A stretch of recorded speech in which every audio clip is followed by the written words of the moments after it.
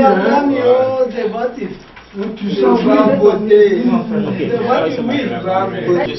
suis docteur Edjeli, je suis docteur d'état en sciences économiques, et je suis ivoirien, je suis haut fonctionnaire de l'administration ivoirienne, pour ne pas dire plus. Docteur Thierry Yao, qui est venu aux États-Unis pour essayer de mobiliser la diaspora africaine, la diaspora ivoirienne pour cette nouvelle constitution, pour que la Côte d'Ivoire puisse doter cette nouvelle constitution. Bonsoir, monsieur le docteur. Bonsoir, monsieur.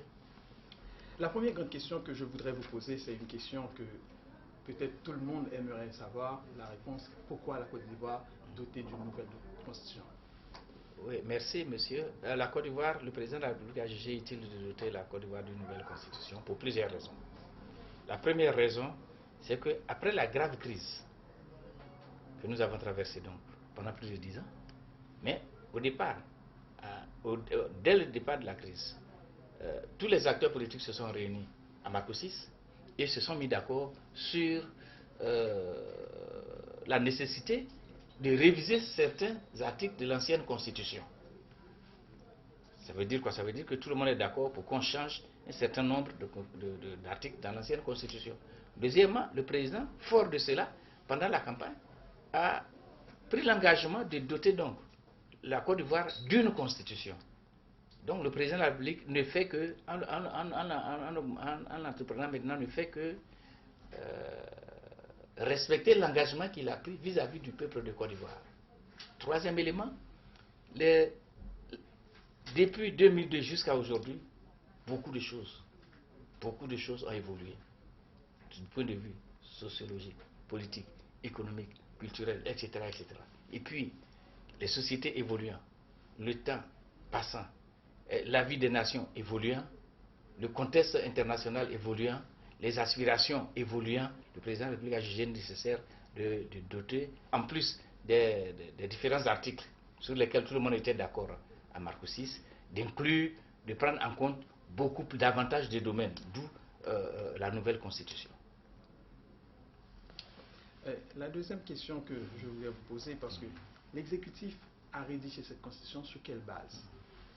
Oui, le président de la République a commis un groupe d'experts, tous des professeurs de droit, et précisément de droit constitutionnel, c'est-à-dire des gens qui font autorité dans leur domaine, justement pour que on prenne en compte autant que possible tous les aspects, tant du point de vue du droit que du point de vue de la société ivoirienne, alors que du point de vue de l'internationalité, c'est-à-dire du point de vue par rapport à tout ce qui existe dans d'autres pays. Donc je pense, je n'étais pas membre, mais je pense, tous ces grands spécialistes ont pris en compte, ont certainement pris en compte un certain nombre de constitutions, et donc à partir de là, les ont adaptées, et ont trouvé un modèle qui s'adapte parfaitement au contexte sociopolitique de la Côte d'Ivoire. Monsieur le Président Ouattara avait dit le samedi 24 septembre, quand on lui a donné ce rapport: notre pays doit être en effet doté d'une constitution moderne, consensuelle, impersonnelle, à l'épreuve du temps. Il a précisé encore dans les échanges que nous avons eus tout au long de ce processus nous donnent l'assurance que l'avant-projet préserve les droits et les libertés de chaque Ivoirien, quel que soit son rang social, son ethnie, ses origines et sa religion. Est-ce que vous estimez que cette ancienne constitution n'avait pas donné ses droits aux Ivoiriens? Dire que l'ancienne constitution était mauvaise du premier article au dernier article n'est pas juste. Par contre, ce sur quoi tout le monde était d'accord, tout le monde est d'accord, c'est qu'il y a eu des articles qui ont posé problème, jusqu'à amener la guerre dans la Côte d'Ivoire du président Houphouët-Boigny. À partir de cet instant, le président de la République, par rapport aux engagements pris à Marco VI et par rapport à sa vision de la Côte d'Ivoire de demain, d'aujourd'hui et de demain, et par rapport à sa préoccupation quant à la postérité, c'est-à-dire en prenant en compte l'avenir des jeunes, l'avenir de nos enfants et de nos petits-enfants, le président de la République était tout à fait fondé pour élaborer et faire adopter une nouvelle constitution pour la Côte d'Ivoire. La Côte d'Ivoire ça fait troisième république, ça fait 3 constitutions Côte d'Ivoire. Est-ce que vous estimez que cette constitution est la garantie fondamentale que cette troisième république sera solide, construite sur une constitution extrêmement moderne? Mais vous savez, une constitution n'est solide que si elle prend en compte presque tous les aspects. Mais quand vous lisez la constitution, le projet de constitution qui va être voté à très forte majorité, puisque c'est ce que les Ivoiriens veulent. Les Ivoiriens veulent mettre un trait sur le passé, sur la haine, sur la division. Cette constitution a pris tout en compte, de sorte que nous pensons que, puisque tout le monde était d'accord au départ pour une nouvelle constitution, du moins pour une constitution consensuelle. Et quand vous lisez du premier article jusqu'à l'article 184, il y a le consensus se dégage. C'est consensuel. On a pris en compte tous les aspects, les libertés fondamentales, les libertés d'expression, les libertés d'entreprise, les droits et devoirs des uns et des autres, l'avenir des jeunes, le renforcement des institutions de la République pour que la Côte d'Ivoire soit une nation forte. La Constitution privilégie des institutions fortes pour permettre, fortes et stables pour permettre un développement stable et harmonieux pour demain. Donc je pense, à mon humble avis, que la troisième constitution, cette constitution valait amplement la peine. C'était tout à fait justifié, normal et rationnel que le président de la République entreprenne cette constitution, d'autant plus, comme je le disais tout à l'heure, il fallait qu'il respecte l'engagement qu'il a pris face au peuple de Côte d'Ivoire. Ensuite, qu'il prenne en compte les accords que tous les leaders politiques ont signés à Marcoussis, se sont mis d'accord. Et troisièmement, il prépare la Côte d'Ivoire de demain, d'aujourd'hui et surtout la Côte d'Ivoire de demain. Et c'est ce qu'il a dit d'ailleurs à une de ses interviews, à une occasion, il disait qu'il prépare, lui et son aîné, prépare les jeunes, les jeunes générations pour une Côte d'Ivoire meilleure. Quelle sera la part de la diaspora ivoirienne dans cette nouvelle constitution?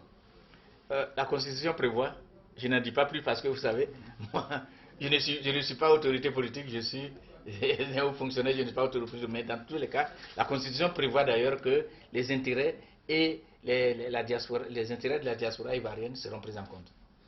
Il y a un article dans cette constitution qui pose un souci, il y a plus de 23 partis qui sont contre.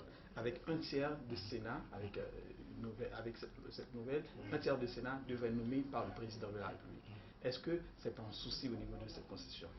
Je voudrais, avant de répondre précisément à la question, je voulais faire une parenthèse. Vous parlez de 23 partis politiques. Mais de quel parti politique parle-t-on?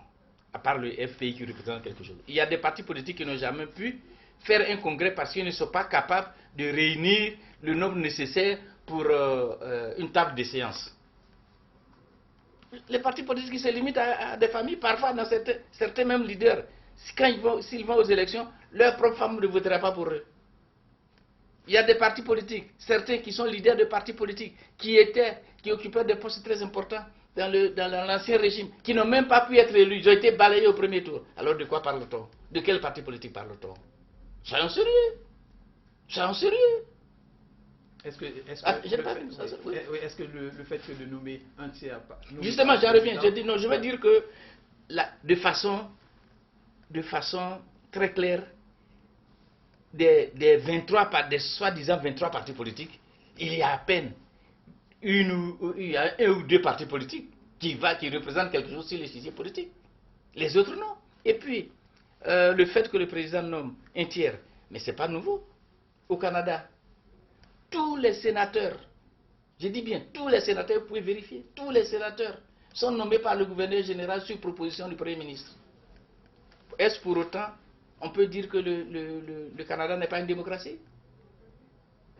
Au Rwanda, c'est exactement la même chose. Il y a 26 sénateurs, dont 12 sont nommés par le président de la République. Est-ce pour autant, il n'y a pas de démocratie? On peut dire qu'il n'y a pas de démocratie au Rwanda? Et puis, comme je l'ai dit tout à l'heure, une constitution doit être le reflet d'une société donnée. Ça veut dire quoi? Ça veut dire que on prend en compte les aspirations légitimes des peuples et ce que le leader projette pour la société, ce que le leader projette de progrès social, économique, politique pour la société. C'est ça qui est important. Alors, de ce point de vue, je vais vous citer l'exemple du Liban. Au Liban, c'est écrit dans la Constitution, le président de la République doit être un chrétien moronite.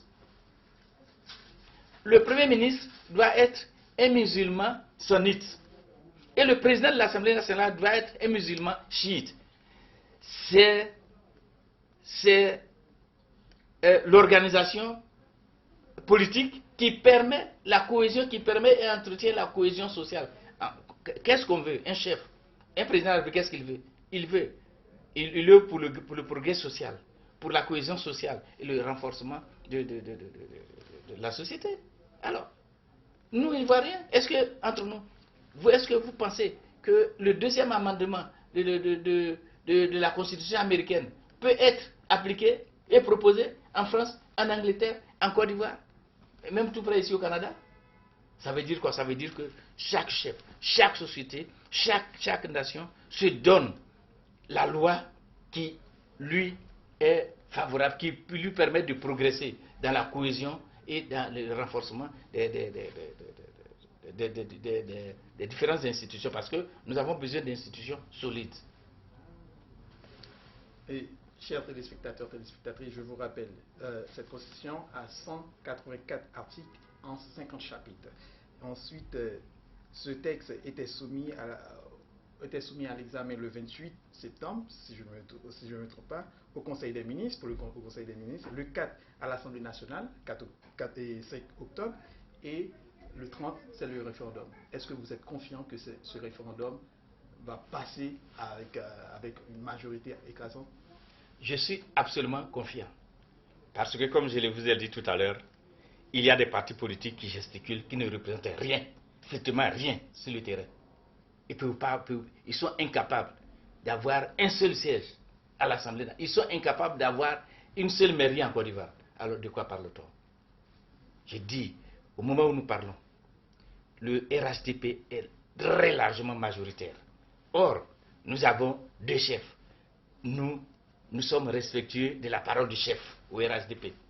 Quand les deux chefs ont dit qu'il faut y aller, nous y allons parce que nous avons confiance en eux pour conduire le destin harmonieux du peuple de Côte d'Ivoire. Il n'y a pas de doute. Ce que nous cherchons à améliorer, c'est le score. C'est ce que nous cherchons à améliorer. Sinon, il n'y a pas de doute, il y aura le oui l'emportera. Nous essayons de voir, est-ce que c'est 70%, 80%, 90%, nous ne savons rien. Mais ce qui est sûr, à 100%, le oui l'emportera. Et c'est quoi vos derniers mots pour que le peuple d'Ivoire puisse aller voter et la diaspora ivoirienne ici à New York? Oui, la diaspora ivoirienne, pour une fois, les intérêts de la diaspora ivoirienne vont être constitutionnalisés. Deux, même quand on est à l'étranger, on n'oublie jamais ses origines. Trois, plus la Côte d'Ivoire va bien, plus la diaspora est à l'aise. Parce que, n'oublions pas, la diaspora investit beaucoup en Côte d'Ivoire. Alors, qui sera prêt à aller investir dans un pays instable? Personne.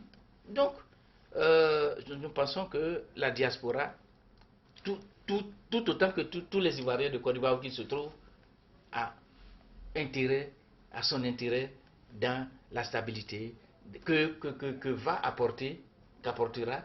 cette nouvelle constitution. Vous l'avez découvert ici. Que vous avez découvert Ivoire TV. Ivoire TV.